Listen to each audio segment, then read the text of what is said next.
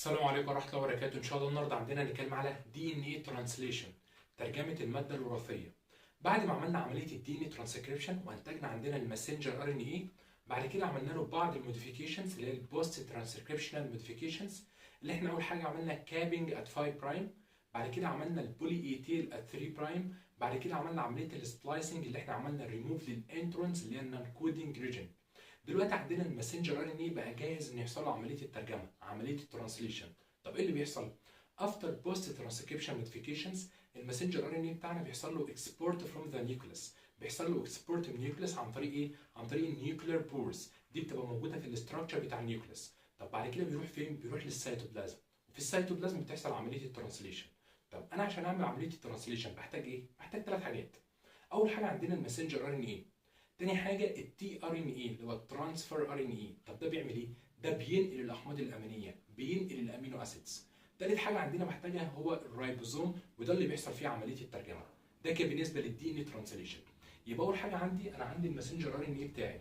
بعد ما عملت له البوست ترانسكريبشن موديفيكيشنز اللي انا عملت كابينج ات 5 برايم، وعملت البولي ايتيل ات 3 برايم، وعملت عمليه السبلايسنج اللي انا شلت الانترنس اللي هي الكودنج ريجن، بقى عندي الاكزونز اللي هي الكودنج ريجن. ايه اللي هيحصل؟ هيحصل له اكسبورت انتو سيتوبلازم،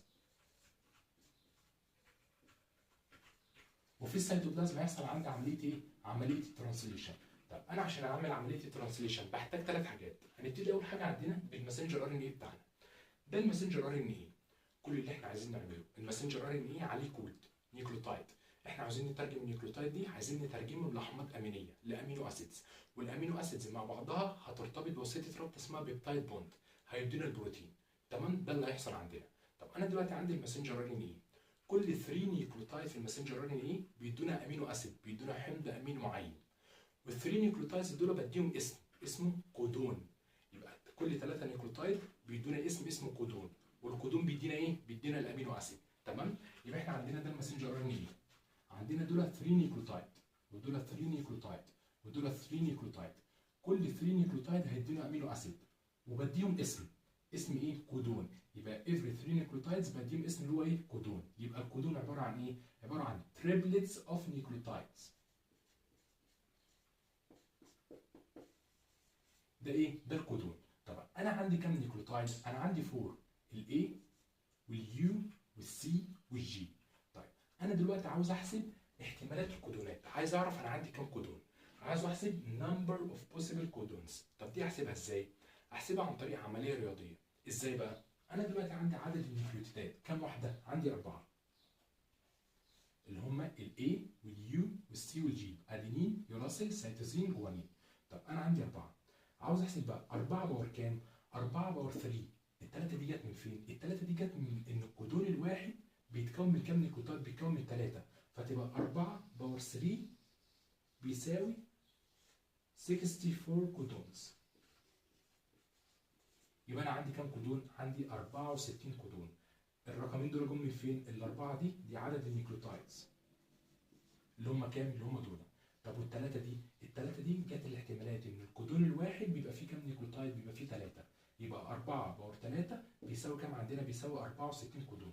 طب ال 64 كودون دول بيدونا امينو اسيدز كلهم كود فور امينو اسيد؟ لا، عندنا 61 كودون دول كود فور امينو اسيد، و3 كودونز بنسميهم الستوب كودونز، دول دو نوت كود فور امينو اسيد. يبقى احنا عندنا اجمالي الكودونات كام واحد؟ 64. 61 منهم كود فور امينو اسيد، يعني عندنا 61 كودون بيدينا امينو اسيد. هندي مثال عندنا، وليكن عندنا الستارت كودون. الستارت كودون عندنا اسمه AUG، ده اللي اسمه الستارت كودون، بيدينا حمض اميني اسمه ايه؟ اسمه ميثاينين. ده كمثال عندنا. يبقى انا عندي عدد الكودونات 64، منهم 61 بيدونا امينو اسيد، وعندنا 3 كودونز بنسميهم الستوب كودونز. ايه هم الستوب كودونز؟ هم اليو اي اي، يو جي اي، يو اي جي، دول بنسميهم الستوب كودونز. يعني ستوب كودونز دول نوت كود فور امينو اسيد، دول ما بيدوناش امينو اسيد، بينما دول الفانكشن بتاعتهم بيوقفوا عمليه الترجمه. تمام؟ ده كده بالنسبه ايه؟ بالنسبه للكودون. يبقى احنا قلنا اول حاجه عندنا الماسنجر ار ان ايه، كل 3 نيوكليوتايد هيدينا امينو اسيد، وكل 3 نيوكليوتايد بنديهم اسمه ايه؟ الكودون. طب احنا عندنا كام كودون؟ عندنا 64. 61 بيدينا امينو اسيدز، و3 كودونز بنسميهم الستوب كودونز دول نوت كود فور امينو اسيد. ده بالنسبه لاول جنب، اول حاجه عندنا. طب تاني حاجه عندنا عاوزين نعرف الاستراكشر بتاع التي ار ان اي اللي هو الترانسفير ار ان اي. ده اللي بيعمل ايه؟ ده اللي بيجيب لي الاحماض الامينيه. طيب ده بالنسبه للاستراكشر بتاع التي ار ان اي. اول حاجه عندنا نبتدي بيها من فوق. عندي الفايف برايم. الفايف برايم، وهنا عند الفايف برايم في حاجه اسمها بنسميها ايه؟ بنسميها انتي كودون. يبقى اللي تحت ده بنسميه ايه؟ انتي كودون. يعني ايه انتي كودون؟ انا دلوقتي لو عندي الماسنجر ار ان اي بتاعي اهو، في كودون اللي هو الاي يو جي، ده بنسميه الستارت كودون، ده موجود في الماسنجر ار ان اي فبنسميه كودون.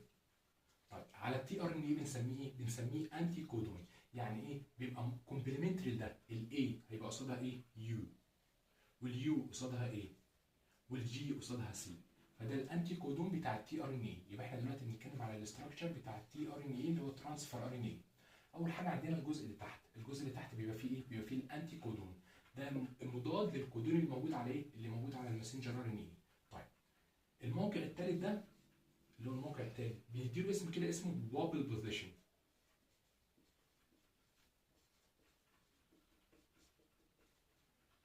وابل بوزيشن هنعرف الفانكشن بتاعت الموقع ده في الاخر خالص، بس المهم نعرف ان الموقع الاول من الانتي كودون the first position of anti-codon اللي بيقابل the third position of كودون بنسميه ايه؟ بنسميه wobble position. طب ده كده بالنسبه للجزء اللي تحت. طب نيجي للجزء ده. الجزء ده بنسميه تي ارم. طب ايه الفانكشن بتاعت التي ارم؟ الفانكشن بتاعت التي ارم في الترانسفير ار ان اي انها بتساعد في البايندنج بتاع التي ار ان اي مع الريبوزوم. يبقى التي ارم الفانكشن بتاعته بيعمل ايه؟ بيساعد في البايندنج with ribosomes. ده ايه؟ ده التي ارم. طب الناحيه الثانيه، الناحيه الثانيه عندنا الارم ده بنسميه دي ارم. طب ايه الفانكشن بتاعته؟ الدي ارم عندنا مهم انه بيعمل ايدنتيفيكيشن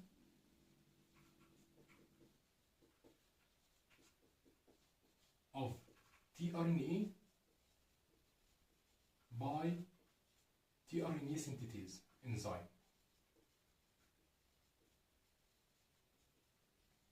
يعني الكلام ده الدي ارم عندنا في الترانسفير ار ان اي الفانكشن بتاعته انه بيعمل ايدنتيفيكيشن از ريكوجنيشن سايت للتي ار ان اي لانزيم اسمه ايه؟ انزيم اسمه امينو اسايل تي ار ان سينثيز. هنتكلم عليه.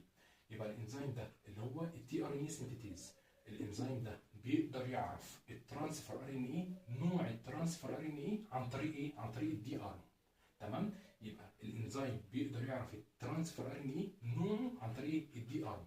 يبقى الفانكشن بتاعت الدي ار ان اي، الفانكشن بتاعته ايدنتيفيكيشن اوف تي ار ان اي باي تي ار ان اي سينثيز. يعني الانزيم ده بيقدر يعرف نوع الترانسفير ار ان اي عن طريق ايه؟ عن طريق الدي ارم بتاعه. تمام؟ ده كده بالنسبه للجزء ده. طب الجزء اللي فوق اللي عند 3 برايم، عند 3 برايم عندنا ده اللي بيشيل الامينو اسيد.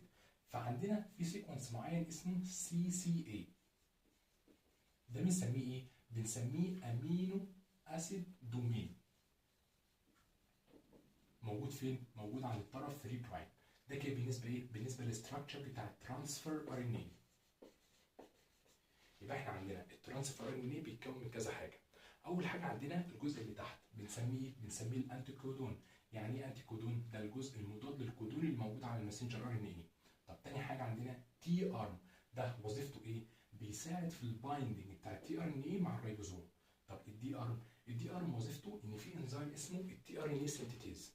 التي ار ان اي سينثيز الانزيم ده بيقدر يعرف نوع الترانسفير ار ان اي عن طريق ايه؟ عن طريق الدي ارم. طب اخر جزء، الجزء اللي فوق بنسميه ايه؟ بنسميه امينو اسيد دومين. ده اللي شايل الامينو اسيد بتاعي. بيبقى فيه دومين عندنا اسمه سي سي اي. ده موجود فين؟ موجود في ال 3 برايم بتاع الترانسفير ار ان اي. طيب ده كده بالنسبه ايه؟ للترانسفير ار ان اي بتاعنا. طيب انا دلوقتي عاوز اعمل تشارجنج للتي ار ان اي. يعني ايه تشارجنج؟ يعني انا عندي تي ار ان اي عاوز احط عليه امينو اسيد. بيحصل العمليه دي ازاي؟ اول حاجه عندنا الامينو اسيد بتاعي، ده الامينو اسيد. انا دلوقتي بتكلم على حاجه اسمها تشارجنج. يعني ايه تشارجنج؟ يعني عاوز اخلي التي ار ان اي شايل امينو اسيد. العمليه دي بتحصل ازاي؟ بتحصل عن طريق انزيم. طيب اول حاجه انا عندي الامينو اسيد بتاعي. الامينو اسيد بتاعي بضيف له اي تي بي. تمام؟ يبقى عندي امينو اسيد واي تي بي. بكسر الاي تي بي، بعمل بريك للاي تي بي، فايه اللي بيحصل؟ بيخرج عندي 2 فوسفات. فبيدينا ايه؟ بيدينا الامينو اسيد بتاعي ومعاه اي ام بي. انا دلوقتي الاي تي بي اي تي بي ادينين تراي فوسفيت، طلعت 2 فوسفيت، اتبقى عندي واحده، فبنسميها ايه؟ ادينين مونوفوسفيت اي ام بي. كده بقى عندي ايه؟ بقى عندي حاجه اسمها امينو اسايل اي ام بي. يبقى تاني، احنا دلوقتي عاوزين نعمل التشارجنج. يعني ايه؟ عاوزين التي ار ان ايه يشيل امينو اسيد. طب اول حاجه بنعملها بنجيب الامينو اسيد بنحط له اي تي بي مولكيول، بنكسر الاي تي بي فبيخرج 2 فوسفيت. فاللي بيحصل الناتج عندنا بيبقى عندنا الامينو اسيد ومعاه اي ام بي، فبنديله اسم جديد اسمه ايه؟ امينو اسايل اي ام بي. ده كده الامينو اسايل اي ام بي بلس التي ار ان اي بتاعنا اللي هو ده. الاثنين دول مع بعض بيروح الانزيم اسمه ايه؟ اسمه امينو اسايل تي ار ان اي سنتيتيز. الانزيم ده بيعمل ايه؟ بيشوف لو الامينو اسيد ده اللي هو الامينو اسايل اي ام بي ده مع التي ار ان اي الصح، الاثنين بيركبوا على بعض. بيبقى عندنا ايه؟ بيبقى عندنا وظيفه الانزيم ده ان بيخلي لنا التي ار ان اي وشايل ايه؟ وشايل الامينو اسيد بتاعي. بيبقى ده الاستراكشر بتاعنا اهو. ده مثلا التي ار ان اي بتاعنا وشايل الامينو اسيد. وبيحصل ايه؟ بيحصل ريليز للاي ام بي.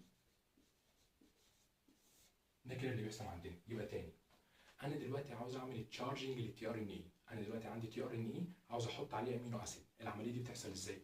عندي اول حاجه الامينو اسيد، ده الامينو اسيد بتاعي، وليكن ده مثلا الميثاينين. فالامينو اسيد بحط له اي تي بي، بعمل بريك للاي تي بي فبيخرج 2 فوسفيت. فايه اللي بيحصل؟ ناتج التفاعل ده بيدينا الامينو اسيد معاه اي ام بي، فبنسميهم مع بعض امينو اسايل اي ام بي. تمام؟ الامينو اسايل اي ام بي مع التي ار ان اي الاثنين مع بعض بيروحوا الانزيم اسمه امينو اسايل تي ار ان اي سنتيتيز. الانزيم ده وظيفته ان يخلي الامينو اسيد على التي ار ان اي. يعني ده بيروح على ده، بيبقى ايه؟ بيبقى ناتج عمليه التشارجنج اللي انا عندي تي ار ان اي شايل امينو اسيد. ده الناتج بتاعي. ده كده بالنسبه للتشارجنج اوف تي ار ان اي. طيب ده كده بالنسبه لتاني حاجه اتكلمنا عليها هو التي ار ان اي. طب تالت حاجه عندنا الرايبوزومز. ايه هي الرايبوزومز؟ الرايبوزومز عباره عن رايبوزوم الار ان اي مع بروتين. يبقى الرايبوزوم بيتكون من حاجتين، رايبوزوم الار ان اي مع بروتين. طب الرايبوزوم زي ما احنا عارفين ان الرايبوزوم في البروكاريوتس مختلف عن الايوكاريوتس. في البروكاريوتس بيبقى 70 اس رايبوزوم، بينما في الايوكاريوتس اللي هو احنا بيبقى 80 اس رايبوزوم. طب احنا دلوقتي مش هنتكلم على 80 اس و 70 اس، احنا هنتكلم على الاستراكشر نفسه اللي يخصنا في عمليه الترجمه. الرايبوزوم عندنا هنقسمه لحاجتين، لارج سب يونت اللي بنسميها لارج رايبوزومال سب يونت، واللي تحت دي بنسميها ايه؟ سمول رايبوزومال سب يونت. طب جوه اللارج سب يونت عندنا 3 مواقع مهمين. اول موقع عندنا اسمه الاي سايت، ده اول موقع. تاني موقع اسمه البي سايت. تالت موقع اسمه الاي سايت. يبقى انا دلوقتي عندي الرايبوزوم عندنا بقسمه لحاجتين، لارج رايبوزومال سب يونت وسمول رايبوزومال سب يونت. اللارج رايبوزومال سب يونت بيبقى فيها 3 سايتس. ايه هما؟ عندنا الاي سايت، بي سايت، اي سايت، بي سايت، اي سايت. طب اختصارات لايه؟ الاي سايت اختصار لحاجه اسمها امينو اسايل سايت. امينو اسايل سايت. والبي ده اسمه بيبتيدايل سايت. والاي ده اسمه الاكسيت سايت. تمام؟ ده كده بالنسبه عندنا للريبوزوم. يبقى الريبوزوم هنقسمه لحاجتين، لارج ريبوزوم سب يونت وسمول ريبوزوم سب يونت. اللارج ريبوزوم سب يونت بيبقى عندها 3 مواقع. اول موقع اسمه الاي سايت اللي هو امينو اسايل سايت. تاني موقع اسمه البي سايت اللي هو بيبتيدايل سايت. تالت موقع اسمه الاي سايت اللي هو الاكسيت سايت. ده كده بالنسبه ايه؟ بالنسبه للريبوزوم. يبقى احنا كده اتكلمنا على 3 حاجات، اتكلمنا على الكودون وايه تعريف الكودون، واتكلمنا على التي ار ان اي والاستراكشر بتاعه، والتشارجنج اوف تي ار ان اي، واتكلمنا على الرايبوزوم. دلوقتي هنتكلم على عنوان جديد وهو characteristics of genetic code. ايه هي خصائص الجيناتيك كود؟ اول حاجه عندنا تريبلت كود، ودي احنا قلناها في الاول. يعني ايه تريبلت كود؟ يعني every amino acid، كل امينو اسيد عندنا بيحصل له encoded by 3 نيوكليوتايدز. انا عندي الماسنجر ار ان اي، كل 3 نيوكليوتايد هيدينا امينو اسيد معين. دي معنى كلمه تريبلت كود. يبقى تريبلت كود معناها ايه؟ each amino acid encoded by 3 نيوكليوتايد. طب ايه المثال عندنا؟ مثال عندنا ال AAA، دول عباره عن 3 نيوكليوتايدز بنديهم اسم اللي هو الكودون. الكودون ده هيدينا امينو اسيد اسمه ايه؟ اسمه اللايسين. طيب ال AUG دول عباره عن ايه؟ عباره عن 3 نيوكليوتايدز بنديهم اسم تاني اللي هو الكودون. الكودون ده بيدينا ايه؟ الكودون ده بنسميه الستارت كودون، بيدينا حمض اميني اسمه ميثاينين. ده كده بالنسبه لاول خاصيه عندنا تريبلت كود. يعني عندنا ان الامينو الاسيد بيتم تشفيره عن طريق ايه؟ عن طريق 3 نيوكليوتايدز، كل 3 نيوكليوتايدز بيدينا امينو اسيد معين. طيب تاني حاجه عندنا حاجه اسمها unambiguous. يعني ايه unambiguous؟ unambiguous معناها each codon specific for only one amino acid.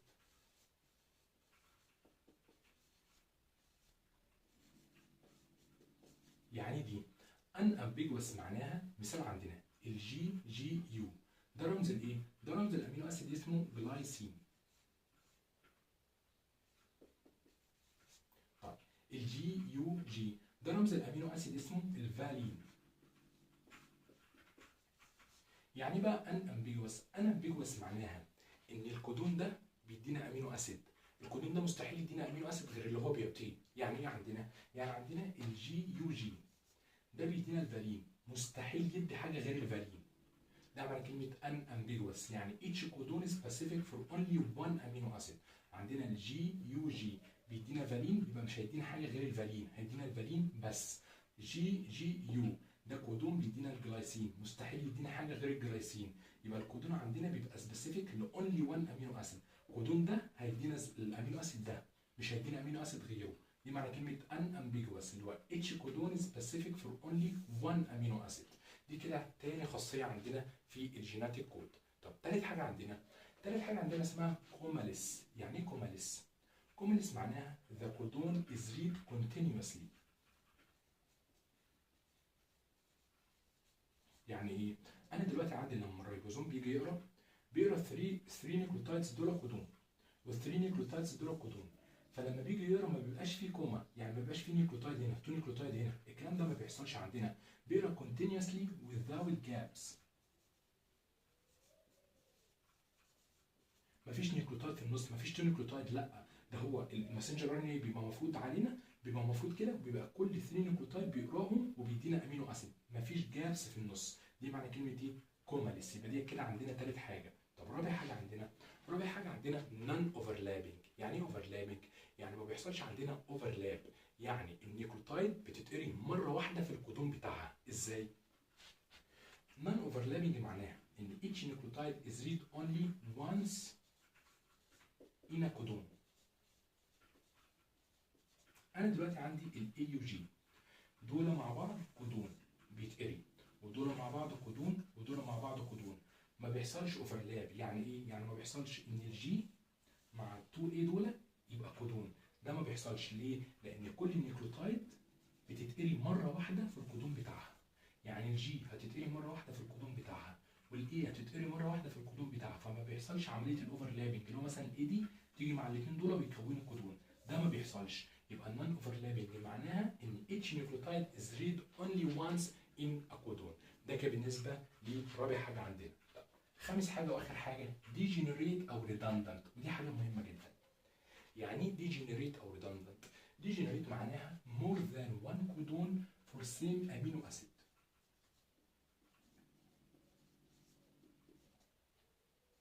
ودي حاجه مهمه جدا. احنا قلنا في الاول اللي احنا عندنا 61 كودون. طب هل عندنا كام امينو اسيد؟ عندنا 20 امينو اسيد، 20 امينو اسيد. طب ال 61 كودون دول بيدونا 20 امينو اسيد. فدي بيشرح عندنا حاجه اسمها ديجنريت. يعني ايه؟ يعني ممكن يبقى امينو اسيد واحد ليه اكتر من كودون. تمام؟ دي معنى كلمه ديجنريت او ريدندنت. يبقى ديجنريت معناها more than one codon for same amino acid. هندي مثال عندنا الايسولوسين. الايسولوسين ده عباره عن امينو اسيد ليه كام كودون؟ ليه 3 كودونز، الاي يو اي والاي يو يو والاي يو سي. ده مين؟ ده امينو اسيد واحد ليه اكتر من كودون. دي معنى كلمه ديجنريت او ريدندنت. تمام؟ ده كده بالنسبه لخامس حاجه. في حاجه بقى اسمها وابل افكت. ايه هي الوابل افكت او وابل هايبوثيسيس؟ الوابل افكت اللي قاله العالم كريك سنه 1966. طب ده ايه فكرته؟ فكرته عندنا هنشرح مثال هنا هيفهمنا الدنيا. انا دلوقتي لو ده عندي الماسنجر ار ان اي ودول عندي 3 كودونز، ال3 كودونز دول 3 كودونز وده التي ار ان اي بتاعي. طب على التي ار ان اي بيبقى موجود ايه؟ بيبقى موجود الانتي كودون، فانا عندي اي يو اي ففوق يبقى موجود عندي ايه؟ يو اي يو، ده الانتي كودون بتاع ده. طب وده ايه الانتي كودون بتاعه اللي موجود ده مثال عندنا ده التي ار ان اي وده الماسنجر ار ان اي، ده عندي الكودون، يبقى الانتي كودون بتاعه ايه؟ يبقى يو اي جي. طب وده الكودون بتاعي الانتي كودون بتاعه ايه؟ يبقى اي يو اي اي. فانا كده عندي ايه؟ انا عندي 3 كودونز، ال3 كودونز بيدينا امينو اسيد واحد اللي هو الايسولوسين. مع 3 كودونز انا استخدمت 3 ار ان اي، 3 تي ار ان اي. طيب ايه فكره بقى الوابل افكت؟ وابل افكت معناها ان في مرونه في القاعده الثالثه من الكودون. يعني ايه؟ يعني القاعده دي والقاعده دي اول 2 نيوكليوتايد البايندنج بتاعهم مع التي ار ان اي بيبقى ستريكت. تعالى نشرحها الحته دي. القاعده دي والقاعده دي مع التي ار ان اي الاثنين دول بيكونوا ستريكت هيدروجين بوند. طب يعني ايه بقى وابل بوزيشن او وابل افكت؟ دي معناها ان القاعده الثالثه من الكودون اللي بتقابل الاولى من الانتي كودون اللي بيحصل الارتباط هنا بيبقى مرن. يعني ايه الارتباط بيبقى مرن؟ يعني ممكن بدل ما استخدم 3 تي ار ان اي استخدم تي ار ان اي واحد. ازاي؟ هنشرحها دلوقتي. يبقى فكره الوابل افكت بتقول ان في مرونه عندي في القاعده الثالثه من الكودون مع القاعده الاولى من الانتي كودون، في مرونه في الارتباط مش زي اول 2 نيوكليوتايد الارتباط بتاعهم بيبقى ستريكت بايندنج، بيبقى ايه؟ بيبقى سترونج هيدروجين بوند. طيب ايه فكره بقى بدل ما استخدم 3 تي ار ان اي استخدم تي ار ان اي واحد؟ في قاعده اسمها الايونوسين اللي الرمز بتاعها اي. دي عباره عن ايه؟ دي عباره عن موديفايد نيوكليوتايد فاوند ان تي ار ان اي، بتبقى موجوده في التي ار ان اي بس. طيب دي فكرتها ايه؟ الايونوسين احنا جبنا الادينين عملنا لها انزيماتيك موديفيكيشن حولناها لحاجه اسمها الايونوسين. طب الايونوسين فكرتها ايه؟ فكره القاعده دي انك تقدر تعمل بير مع الادينين مع اليوراسيل مع السيتوزين. يبقى قاعده واحده بتقدر تعمل بير مع اكتر من نيوكليوتايد. يبقى الايونوسين بتقدر تعمل بير او بايندنج مع ايه؟ مع الادينين او اليوراسيل او السيتوزين. طب ايه بقى فكره الايونوسين؟ انا دلوقتي عندي بدل ما استخدم 3 تي ار ان اي ممكن استخدم تي ار ان اي واحد. ازاي؟ عندي دول اهو، دول 3 كودونز بيدينا امينو اسيد واحد اللي هو الايسولوسين. طيب فانا ممكن التي ار ان اي بتاعي يبقى ده الكودون، دول 3 كودونز. الانتي كودون ممكن يبقى ايه؟ ممكن يبقى يو اي اي. يبقى انا عندي تي ار ان اي واحد قدر يقرا ايه؟ قدر يقرا عندي 3 كودونز اهو. ده الاي دي بتقدر تعمل بير مع ايه؟ مع الادينين، بتقدر تعمل بير مع السيتوزين، وتقدر تعمل بير مع اليوراسيل. فدي فكره الوابل افكت، ان الثيرد نيوكليوتايد اوف كودون اللي بتقابلها اول نيوكليوتايد في الانتي كودون فكرتهم بتبقى ايه؟ الارتباط ما بينهم مرن. يعني ايه؟ يعني عندنا ممكن تبقى قاعده واحده تقدر تعمل بير مع اكتر من قاعده. الايونوسين تقدر تعمل بير مع الادينين واليوراسيل والسيتوزين. دي فكره ايه؟ فكره ان الوابل افكت، ودي اللي قالها العالم مين؟ العالم كريك. طيب ايه بقى اهميه الديجنريت في امينو اسيد؟ الديجنريت الخاصيه دي مهمه جدا من حيث حاجتين. اول حاجه عندي احنا قلناها ان انا بستخدم فيور تي ار ان اي. يعني ايه فيور تي ار ان اي؟ انا مش مع ال 61 كودون بستخدم 61 تي ار ان اي، لا. زي ما انا شرحنا هنا استخدمنا في الاول 3 تي ار ان اي، بينما عن طريق الوابل افكت استخدمنا تي ار ان اي واحد، فبالتالي انا بقلل عدد التي ار ان اي اللي انا بستخدمهم، ترانسفير ار ان اي. طب تاني حاجه مهمه، ريديوس الريسك اوف ميوتيشن. يعني ايه؟ انا دلوقتي عندي نوع من الميوتيشن اسمه السايلنت ميوتيشن. يعني ايه سايلنت ميوتيشن؟ سايلنت ميوتيشن معناها change in the third nucleotide، يعني النيوكليوتايد رقم 3 بيحصل لها تشينج. طب لما بيحصل لها تشينج بتديني نفس الامينو اسيد. يعني ايه؟ انا دلوقتي عندي AUA، لو الثيرد نيوكليوتايد دي اتغيرت بقت يو هتديني نفس الامينو اسيد، فدي بنسميها سايلنت ميوتيشن.